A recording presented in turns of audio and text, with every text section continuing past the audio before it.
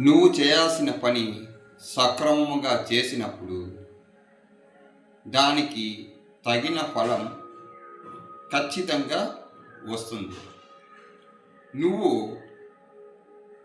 తప్పుగా ఆలోచిస్తే నీకంతా తప్పే జరుగుతుంది. నువ్వు మంచిగా ఆలోచిస్తే అంతా మంచి జరుగుతుంది. అంతా నీ మనసే. నీ మనసుని నువ్వు నీ కంట్రోల్లో ఉంచుకొని కానీ ఉంటే ఖచ్చితంగా నీకు అంతా మంచే జరుగుతుంది.